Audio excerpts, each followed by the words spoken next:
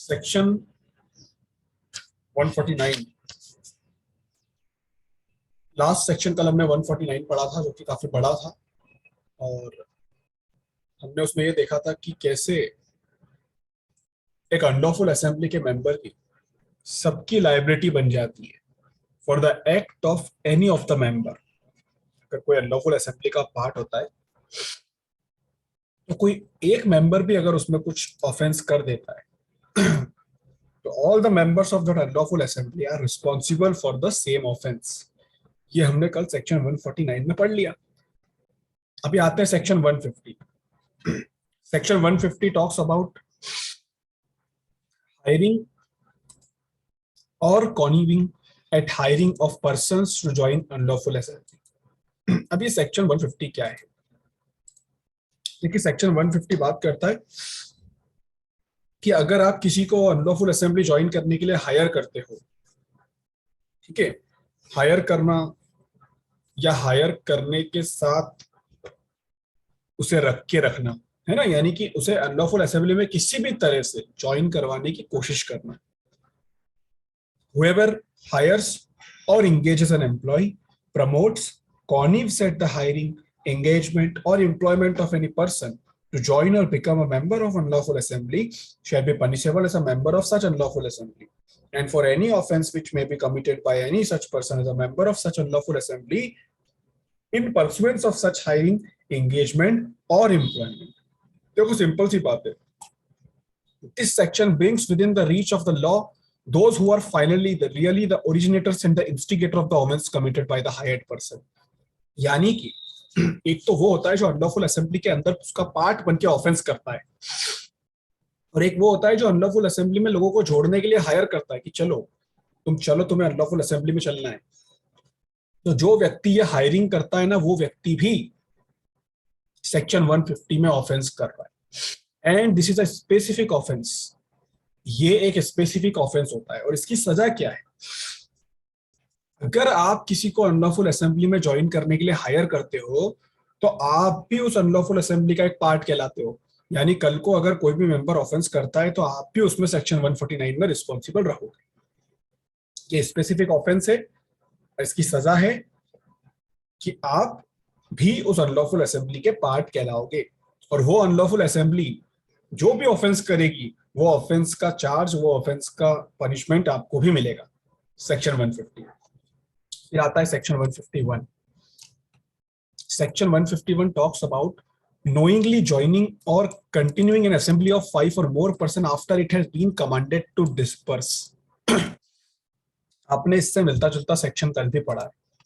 knowingly और continuing an assembly of 5 or more person, यानी 5 या 5 से ज्यादा लोगों की असेंबली में जानबूझकर कंटिन्यू करना, ज्वाइन करना, जबकि लॉ ने उसको डिस्पर्स करने का कह दिया है। यानी लॉ ने कह दिया है कि तुम असेंबली अभी के अभी हटाओ, पुलिस ने कह दिया, मजिस्ट्रेट ने कह दिया, किसी ने भी कह दिया, ऑर्डर आ गया है कि उस असेंबली को अभी के अभी हटाओ, बट उसके बाद भी आप उस असेंबली को लगातार ज्वाइन करके रखते हो, आप उसमें कंटिन्यू करते हो, तो आप ऑफेंस कर रहे हो। कल हमने पढ़ा था ये, कल हमने सेक्शन 145 पढ़ा था।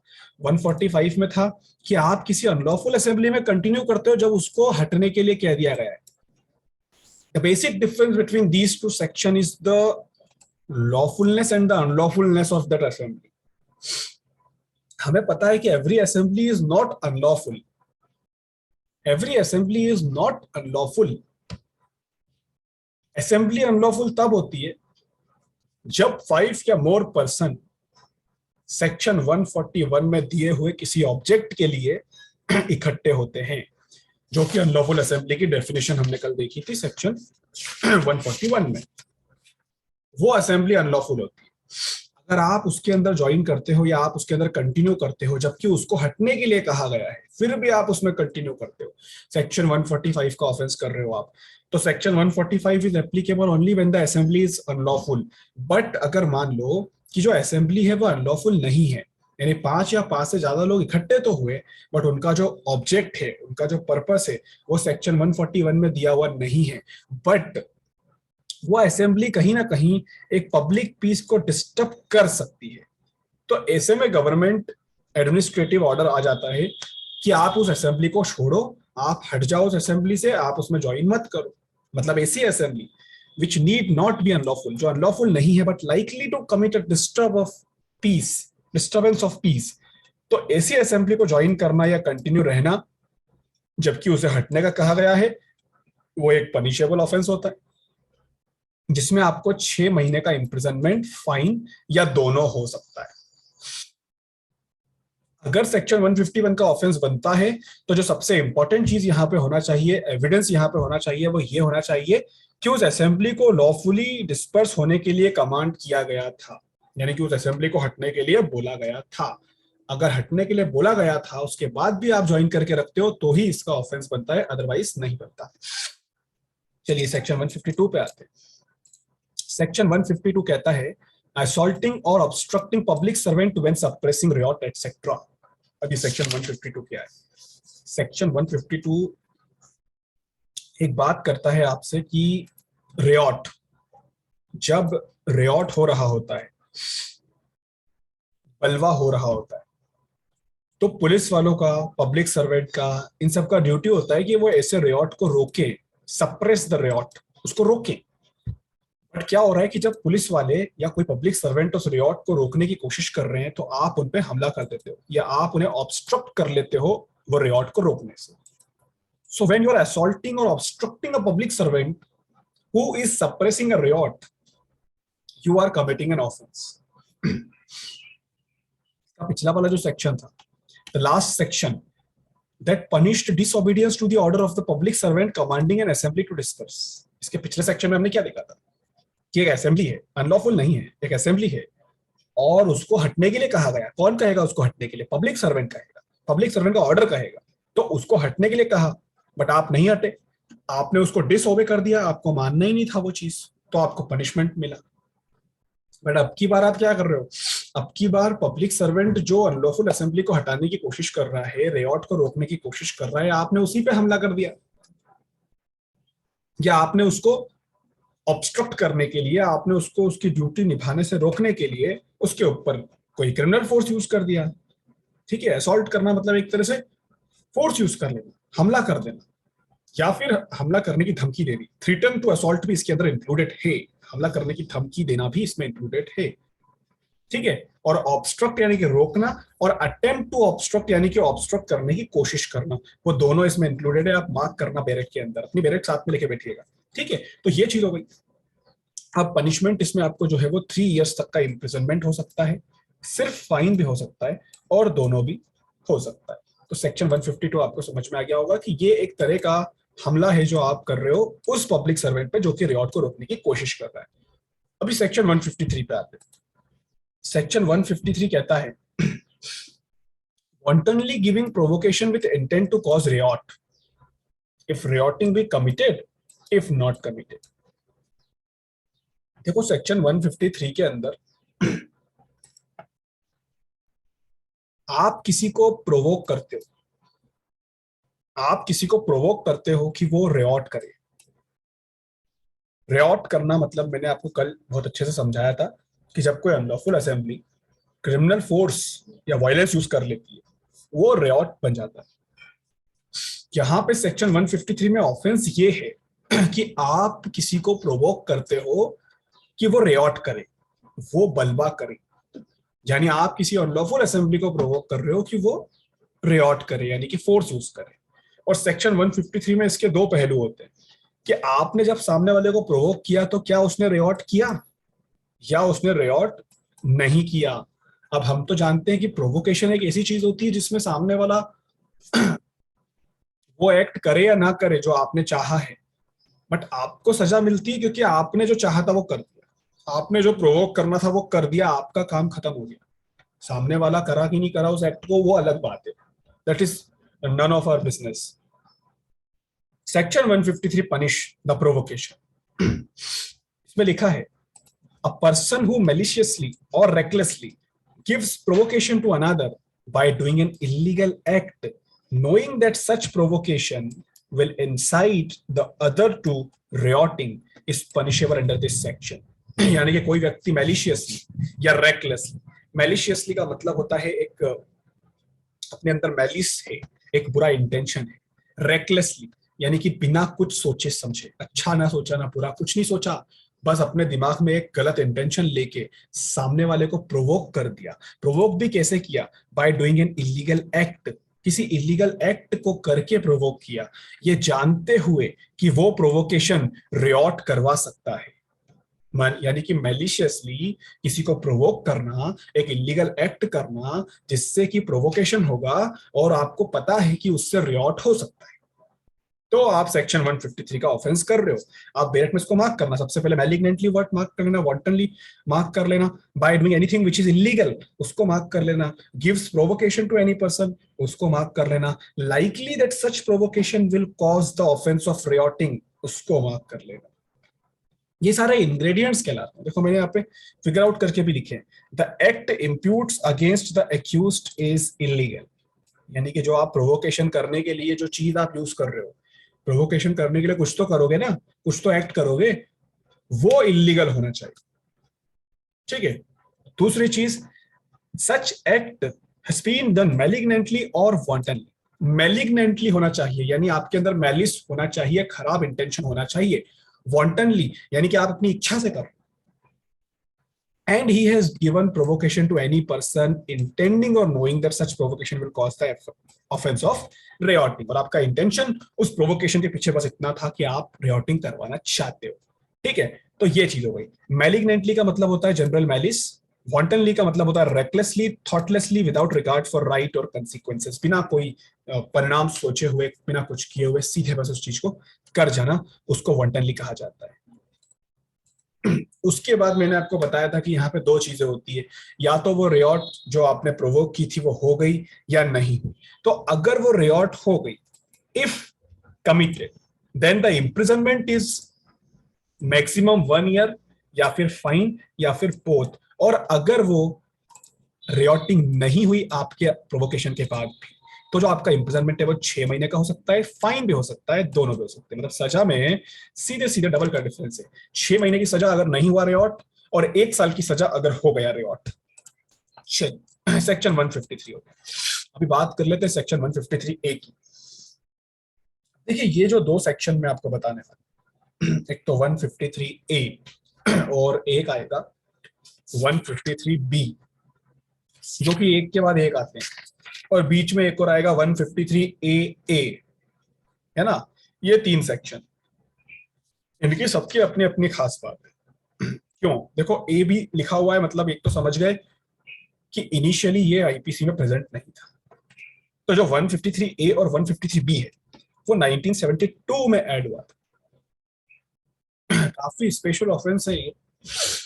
आप सेक्शन 153A का टाइटल देखेंगे तो उसमें लिखा है promoting enmity between different groups on grounds of religion, race, place of birth, residence, language, etc., and doing acts prejudicial to maintenance of harmony. Enmity का मतलब होता है कि शत्रुता पैदा करना, दुश्मनी पैदा करना, अलग अलग ग्रुप्स के बीच में दुश्मनी पैदा करना। किस ग्राउंड पे? या तो रिलीजन के ग्राउंड पे, रेस के ग्राउंड पे, place of birth, residence, language, या फिर इनमें से किसी भी चीज के कॉम्बिनेशन के थ्रू। कास्ट, कम्युनिटी, कोई भी ground, what ever be the ground, आप उस ग्राउंड के बेसिस पे दो अलग अलग ग्रुप में एनमिटी पैदा कर रहे हो, दुश्मनी पैदा कर रहे हो, और कोई ऐसी एक्ट कर रहे हो जो कि मेंटेनेंस ऑफ हार्मोनी के लिए प्री जुडिशियल है। प्री जुडिशियल का मतलब होता है किसी को नेग्लेक्ट कर देना, या कहूं कि किसी को अपने से छोटा समझ लेना, या किसी को गलत तरीके से जज करना, इंफीरियर समझना, इसको प्रीजुडिस कहते हैं। But prejudicial to maintenance of harmony, इसका मतलब ये होता है कि आप जब वो एनमिटी पैदा कर रहे हो, दो अलग अलग ग्रुप के बीच में जब आप वो दुश्मनी पैदा कर रहे हो, तो वहां पे आप हार्मोनी को तो ध्यान में रख ही नहीं रहे हो, आप वहां पे हार्मोनी को कुछ समझ ही नहीं रहे हो। जो सौहार्द होता है, जो सोसाइटी के अंदर सबको मिलजुल के रहना चाहिए, वो आप उसको सोच ही नहीं रहे हो, आप उसको नेग्लेक्ट कर रहे हो, आप उसको प्रीजुडिस कर रहे हो, क्योंकि आप तो एनमिटी पैदा कर रहे हो ना दो अलग अलग ग्रुप के बीच में। तो ये एक ऑफेंस है 1972 में इसको न्यूली इंसर्ट कर दिया, 90 मतलब 1961 में बेसिकली ये पूरा आया था, और इसके अंदर एक सेक्शन आएगा, सब सेक्शन सी जो आएगा वो 1972 में ऐड किया था। मतलब कि ये पूरा का पूरा सेक्शन जो है ना वो टुकड़े टुकड़े में आया था। इसके अंदर 3 क्लॉज आपको दिखेंगे अभी फर्स्ट वाले सब सेक्शन के अंदर, ए बी सी। उसमें से जो ए और बी है वो 1961 के ही है, बट जो सी है वो 1972 में आया था। ठीक है, ये याद रखना कि 2 बार अलग अलग टाइम पे आया था ये। अब समझते हैं इसमें हो क्या रहा है। It covers a case where a person by words, either spoken or written, by sign or by visible representation or otherwise। देखो ये चीजें ना, छोटी छोटी चीजें आप अपने बैरेक में मार्क करते जाइएगा कि जो आप एनमिटी पैदा कर रहे हो वो कैसे कर रहे हो। बाय वर्ड्स, चाहे वो बोले हो चाहे वो लिखे हो, बाय साइन या बाय विजिबल रिप्रेजेंटेशन या बाय अदरवाइज। अदरवाइज मतलब कि इसमें हर मेथड इंक्लूड हो गया। प्रमोट और अटेम्प्ट्स टू प्रमोट, अच्छा जरूरी नहीं है कि आप जो एनमिटी करने की कोशिश कर रहे थे वो हो गई हो, ठीक है। प्रमोट भी इंक्लूडेड है ऑफेंस के अंदर, अटेम्प्ट्स टू प्रमोट भी इंक्लूडेड है, यानी प्रमोट करने की कोशिश भी आपने की है, अटेम्प्ट भी किया है तो भी इंक्लूडेड है। डिसहार्मनी और फीलिंग्स ऑफ एनमिटी, हेट्रेड और ill will between different religious, racial, language, regional group or caste or communities or act prejudicial to the maintenance of harmony or is likely to disturb the public tranquility। और वो जो आपने harmony यहाँ पे पैदा करने की कोशिश करी है, वो जो आपने दुश्मनी यहाँ पे पैदा करने की कोशिश करी है, वो कहीं ना कहीं पब्लिक ट्रैंक्विलिटी को डिस्टर्ब करेगी।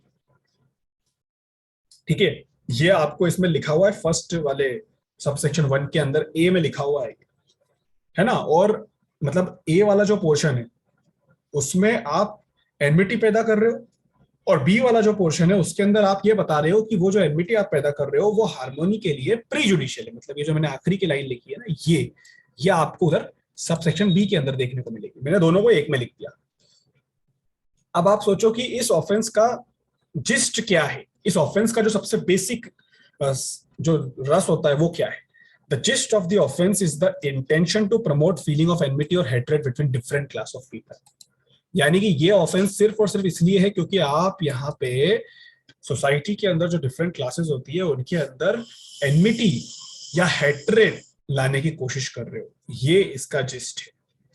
अब यहाँ पे प्रोसिक्यूशन को क्या प्रूव करना होता है? सबसे पहले the prosecution has to prove the existence of mens rea, कि आपका इंटेंशन था सोसाइटी की 2 क्लास के बीच में एनमिटी पैदा करना, हेट्रेड फैलाना। ये प्रूव करना होता है प्रोसिक्यूशन को अगर आपको सेक्शन 153A में पनिश करना है।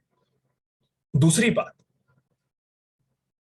Every group of person can not be designated as a class. हमने क्या देखा था कि यहाँ पे सोसाइटी की किसी पर्टिकुलर ग्रुप को या किसी पर्टिकुलर क्लास को या ग्रुप ऑफ पीपल के अंदर हेट्रेड पैदा करना, बट क्या हर ग्रुप ऑफ पर्सन को हम क्लास बोल सकते हैं? नहीं। 4 लोगों ने मिलकर ग्रुप बना लिया और बोले कि हमारी एक अलग से क्लास है और तुमने हमारे बीच में दुश्मनी पैदा करने की कोशिश करी, हम तुम पे सेक्शन 153A लगा देंगे। नहीं, ऐसा नहीं होता है। Every group of person can not be designated a class to bring anybody of person within the description of class. The body of person must possess a certain degree of importance and must be ascertained with certainty and distinguished from other class। मतलब किसी को class मतलब क्या होता है? Class मतलब होता है एक पर्टिकुलर जिसकी कोई रिस्पेक्ट, मतलब एक ऐसा ग्रुप जिसका कुछ पर्टिकुलर इंपॉर्टेंस हो सोसाइटी के अंदर, सोसाइटी उसको एक क्लास की नजरों से देखती हो। मतलब 4 लोग मिलकर अपना ग्रुप बनाएंगे तो ये नहीं कहेंगे हम कि उनकी एक अलग क्लास है, बट एक ऐसा ग्रुप जिसकी पर्टिकुलर इंपॉर्टेंस हो, जिसको एक प्रॉपर रिस्पेक्ट मिली हो सोसाइटी के अंदर, जो दूसरी क्लास से डिस्टिंग्विश्ड हो, उसको जरूर हम क्लास बोल सकते हैं, है ना। तो ये क्लास का मतलब ये मत समझना कि हर कोई से ग्रुप का मेंबर को हम क्लास बोलेंगे। अब बात कर लेते हैं बेसिकली इसकी पनिशमेंट की। 3 साल तक का इंप्रिजनमेंट हो सकता है, फाइन भी हो सकता है, दोनों भी हो सकते हैं। लेकिन इसके अंदर एक और चीज, यहाँ पे एक चीज थी कि रिलीजन के बेसिस पे भी आप एनमिटी पैदा करते हो, जो कि काफी चल रहा है आजकल। रिलीजन के बेसिस पे आजकल काफी एमिटी पैदा करने की कोशिश की जा रही है, हेट्रेड फैलाने की कोशिश की जा रही है। तो इसके अंदर एक चीज होती है कि जो भी ऑफेंस अपन ने देखा, ऑफेंस बेसिकली क्या था? ऑफेंस ये था कि कोई ऐसे शब्द आपने बोले हो, कोई ऐसी चीज आपने लिखी हो, कोई ऐसा साइन आपने दिखाया हो, कोई ऐसा विजिबल रिप्रेजेंटेशन आपने दिखाया हो जिससे कि आप डिसहार्मनी अलग अलग ग्रुप्स के बीच में पैदा करना चाहते हो। ये ऑफेंस था सेक्शन 153 ए में। बट अगर यही ऑफेंस आप किसी प्लेस ऑफ वर्शिप पे करते हो, प्लेस ऑफ वर्शिप यानी कि पूजा पाठ करने का स्थान, जो कि हिंदुओं के लिए मंदिर होता है, मुस्लिमों के लिए मस्जिद होता है, ईसाइयों के लिए चर्च होता है, ठीक है, जो भी होता हो, जिसके लिए भी जो भी होता हो, उसको प्लेस ऑफ वर्शिप बोलते हैं। यही सेक्शन 153 ए का ऑफेंस अगर आप किसी प्लेस ऑफ वर्शिप पे करते हो या किसी ऐसी जगह पे करते हो जहां पे रिलीजियस वर्शिप चल रही हो, रिलीजियस सेरेमनी चल रही हो, तो जो आपका इम्प्रिजनमेंट 3 साल का था वो बढ़ के 5 साल का हो जाएगा, और फाइन उसमें कंपल्सरीली लगाया जाएगा। जैसे जिस तरह से यहाँ पे था 3 इयर्स का इम्प्रिजनमेंट और में था फाइन, मतलब सिर्फ फाइन लगा के भी छोड़ा जा सकता था, और अगर ज्यादा गंभीरता होती मामले में तो दोनों लगाया जाता। बट चूंकि जिस टाइम पे आपने ये ऑफेंस प्लेस ऑफ वर्शिप पे कर दिया, वो मामला ऑटोमेटिकली गंभीर हो गया, सीधे उसकी सजा 5 साल हो गई, साथ में फाइन भी हो गया। और यहाँ पे ऑप्शन नहीं है सजा नहीं देने का, ऐसा नहीं कर सकते कि सिर्फ फाइन लगा दो, नहीं भैया, 5 साल तक का इंप्रिजनमेंट बोला है, मतलब 5 साल तक का देना पड़ेगा। मैक्सिमम 5 साल है, कम भी दे सकते हैं, बट देना ही पड़ेगा, और साथ में फाइन भी लगाना पड़ेगा। और एक और चीज कि ये जो ऑफेंस है सेक्शन 153 ए का, ये ऑफेंस का कॉग्निजेंस बिना सैंक्शन के नहीं लिया जा सकता। सेक्शन 196 ऑफ सीआरपीसी का कॉग्निजेंस जरूर लेना पड़ेगा, सैंक्शन लेना पड़ेगा, उसके बाद ही आप इस ऑफेंस का कॉग्निजेंस ले सकते हो। ठीक है, तो ये 153 ए हो गया। अब बात करते हैं 153 ए की। punishment for knowingly carrying arms in any procession or organizing or holding or taking part in any mass drill or mass training with arms। जानबूझ के किसी प्रोसेशन में, प्रोसेशन यानी कि किसी जुलूस या फिर कोई मास ड्रिल वगैरह हो रही थी, सामूहिक प्रशिक्षण कहते हैं मास ड्रिल को, वो हो रही थी, या कोई मास ट्रेनिंग हो रही थी और आपने उसमें पार्टिसिपेट किया यानी कि कोई जुलूस निकल रहा है, कोई सामूहिक प्रशिक्षण हो रहा है, आपने उसमें पार्टिसिपेट किया, अच्छी बात होती है, पार्टिसिपेट करना जाना चाहिए, ऐसी चीजों में जुलूस में पार्टिसिपेट करना चाहिए, हम इंडिया में रहते हैं। अब जुलूस में जाना गलत नहीं, बट नोइंगली कैरिंग आर्म्स यानी कि हथियार साथ में लेके वहां जाना, ये गलत है, और आपको इसके लिए पनिश किया जाएगा। 2005 में ये सेक्शन इंसर्ट हुआ था। कोई और बेहतर जगह नहीं मिलने से इसको 153 ए और 153 बीच में लगा दिया, 153 डबल ए करके 2005 में ये आया, और ये कहता है कि whoever carries arms in any procession or organizes or holds or takes part in any mass drill or mass training with arms in any public place in contravention of any public notice or order issued or made under section 144A of CRPC shall be punished with imprisonment which may extend to 6 months plus fine up to ₹2000। देखो 2005 में offence आया था ना, इसलिए आपको यहाँ पे fine 2000 रुपए देखने को मिला है। अदरवाइज अभी आपको मैं बहुत सारे ऐसे ऑफेंसेस दिखाऊंगा जिसमें आपको फाइन देख के हैरानी हो जाएगी, 200 रुपए, 500 रुपए, 1000 रुपए, इतना कम फाइन, कोई डरे ही नहीं, बोले हाँ मैं तो करूंगा ऑफेंस, इतना सा तो फाइन है, दे दूंगा 3-4, बट इसमें 2000 रुपए का फाइन, क्योंकि 2005 में आया। अब एक और चीज यहाँ पे होती है कि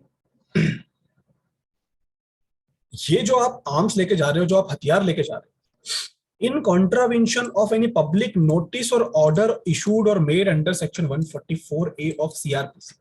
ये जरूरी है इस चीज के लिए कि वहां पे कोई ऐसा पब्लिक नोटिस हो कि आप हथियार नहीं रख सकते, या कोई ऐसा ऑर्डर इशू किया गया हो कि आप हथियार नहीं रख सकते, या फिर कलेक्टर का ऑर्डर हो सेक्शन 144A में कि आप हथियार लेके पब्लिक प्लेस पे नहीं जा सकते। ये 3 चीज होना चाहिए, आपने इनको फॉलो नहीं किया, हथियार लेके चले, तो आपने सेक्शन 153 ए का ऑफेंस किया है, आपको 6 महीने तक का इम्प्रिजनमेंट मिलेगा। और ये जो इम्प्रिजनमेंट है ये कोई अल्टरनेट इम्प्रिजनमेंट नहीं है कि अगर आपको ये नहीं दिया तो फाइन लगा देंगे। आप देखिए यहाँ पे 6 मंथ का इम्प्रिजनमेंट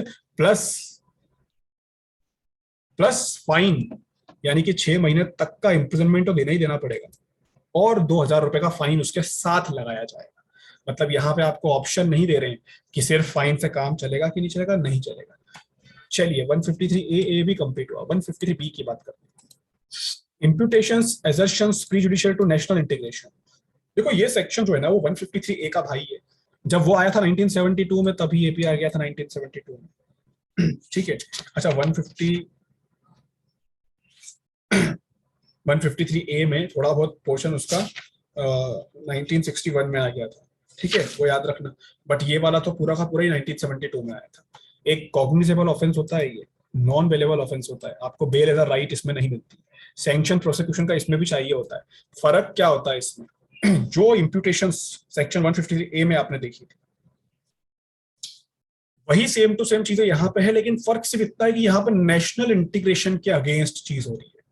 वहां पे हो रही थी मेंटेनेंस ऑफ हार्मनी के अगेंस्ट, यहाँ पे नेशनल इंटीग्रेशन के अगेंस्ट हो रही है। यानी कि कोई भी व्यक्ति अगर कोई ऐसी चीज बोलता है या कोई ऐसी चीज दिखाता है या विजिबल रिप्रेजेंटेशन कोई ऐसी चीज का देता है जिससे कि वो किसी पर्टिकुलर क्लास ऑफ पर्सन को, जिससे कि वो किसी पर्टिकुलर कास्ट को या पर्टिकुलर क्लास ऑफ पर्सन को ये कहता है कि चूंकि तुम इस धर्म के रिलीजन, तुम इस रिलीजन के लोग हो, तुम इस रेस के लोग हो, तुम इस लैंग्वेज को बोलते हो, इसलिए तुम जो हो वो इंडिया के कॉन्स्टिट्यूशन को या इंडिया के कॉन्स्टिट्यूशन की रिस्पेक्ट नहीं कर रहे हो। यानी सिंपल सी बात है, एक नेशनल इंटीग्रिटी होती है कि इंडिया का हर सिटीजन बराबर, सब नेशनल इंटीग्रिटी सबको बना के रखना।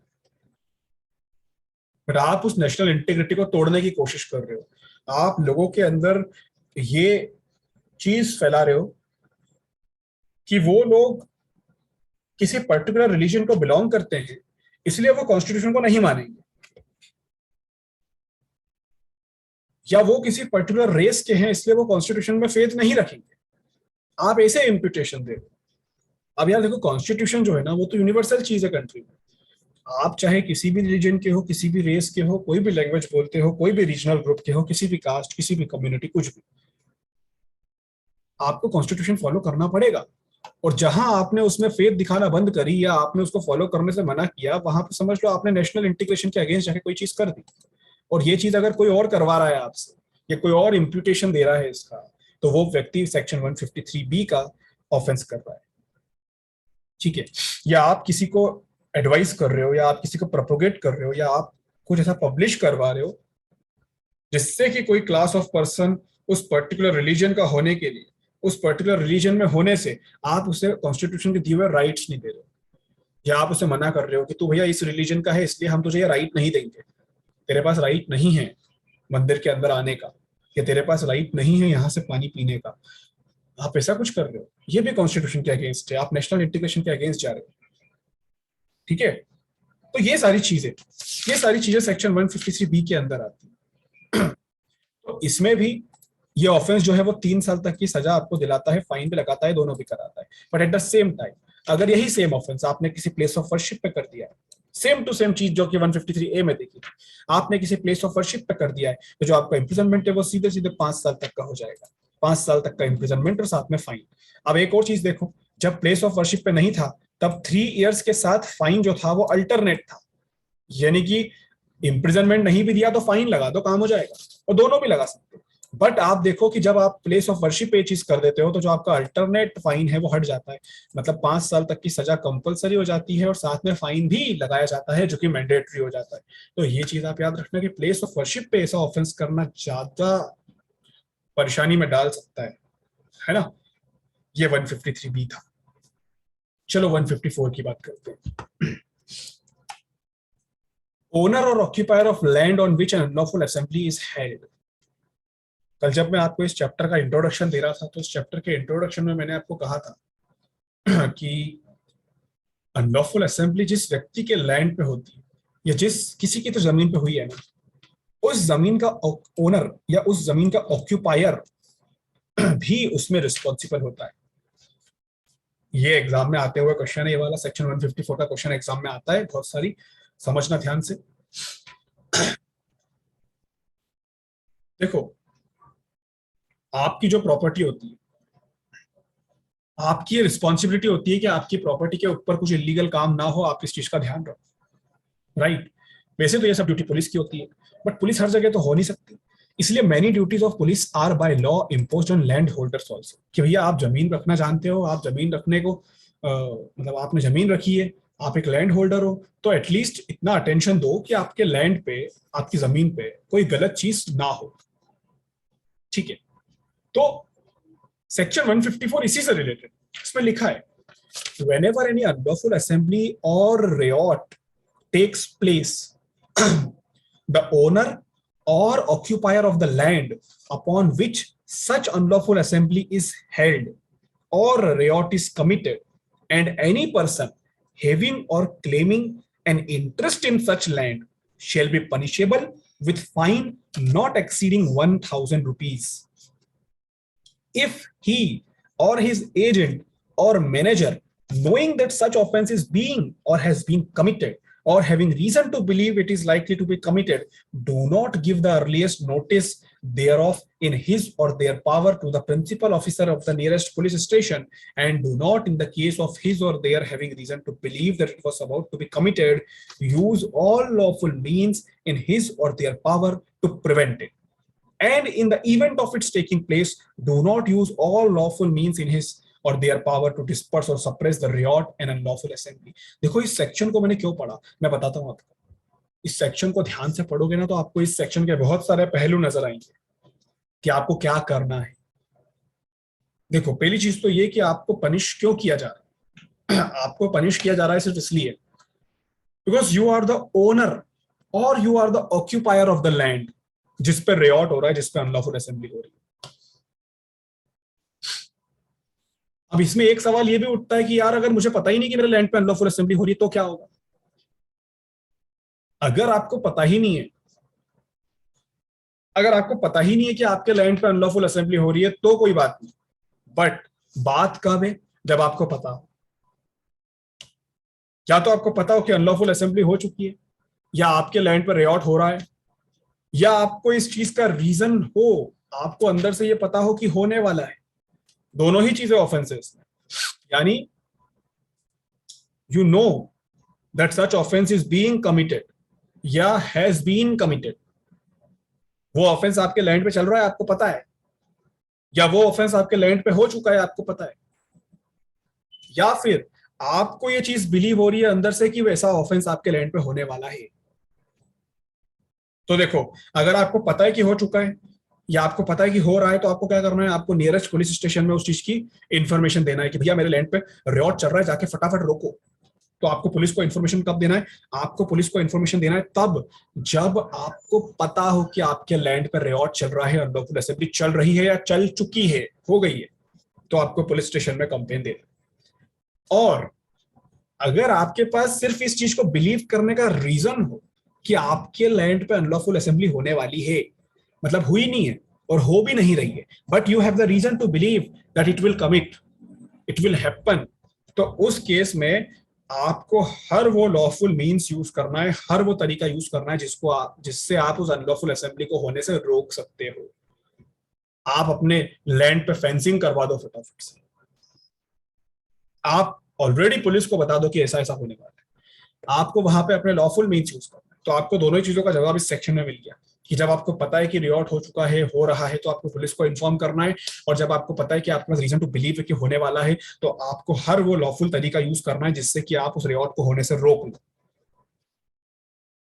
अगर आपने दोनों चीजें कर दी ना तो आपके ऊपर सेक्शन 154 का ऑफेंस नहीं बनेगा, बन भी जाएगा तो आपको सजा नहीं मिलेगी, आप एक्विट हो जाओगे।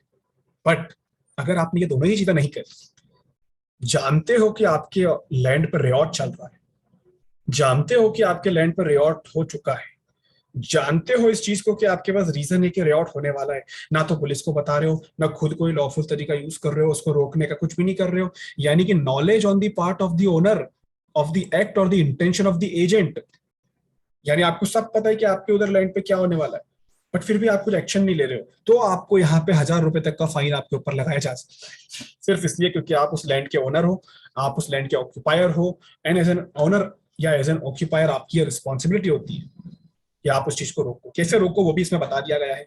हाँ, क्योंकि ये बेलेबल ऑफेंस है, आपको बेल इसमें फटाफट मिल जाती है, राइट मिल जाती है, 1000 रुपए तक का फाइन आपके ऊपर लगाया जा सकता है।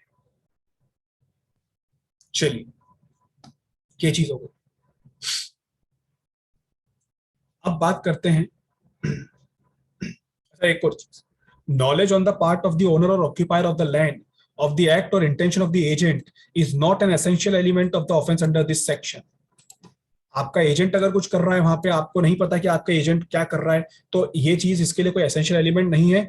He may be convicted under it, though he may be in entire ignorance of the acts of his agent और मैनेजर. अगर उस लैंड का ऑक्यूपायर या मालिक कोई और है और उसका एजेंट वहां पे रहता है, तो एजेंट की चीजें भले ही मालिक को पता ना हो, चाहे सारे फैक्ट्स नहीं पता हो, बट फिर भी मालिक जो है, ओनर जो है, वो रिस्पॉन्सिबल रहेगा, है ना. क्योंकि ये सेक्शन ही ऐसा है, ये आपकी रिस्पॉन्सिबिलिटी बना ही देता है, चाहे आपका एजेंट कर ले. हाँ, एजेंट की भी रिस्पॉन्सिबिलिटी होती है उसके अंदर, वो अभी मालूम पड़ेगा आगे. बट अभी सेक्शन 154 में सिर्फ ओनर और ऑक्यूपायर की रिस्पॉन्सिबिलिटी. बात करते हैं liability of person for whose benefit the riot is committed. अच्छा, ऐसा भी होता है कि जो बलवा होता है, जो रेयॉट जो होता है, जो हंगामा हुआ है, वो किसी ना किसी के फायदे के लिए हुआ. अभी पिछले सेक्शन में क्या देखा? पिछले सेक्शन में देखा कि भैया जिसका लैंड था, जो ओनर था, उसको पनिश कर दिया हमने क्योंकि उसके लैंड पे अनलॉफुल असेंबली हुआ, रेयॉट हुआ. अब हम इस सेक्शन में उसको पनिश करेंगे जिसके फायदे के लिए ये अनलॉफुल असेंबली या रेयॉट हुआ, चाहे फिर वो फायदा ओनर को हो रहा हो या किसी और पर्सन को हो रहा हो, तो हम उसको पनिश कर देंगे. और यहाँ पे फाइन की कोई लिमिट नहीं है, अनलिमिटेड फाइन है, कुछ भी लगा दो, बट एक्सेसिव नहीं होना चाहिए. ठीक है, चलो रिजॉइन कर लो, आगे पढ़ते हैं फिर.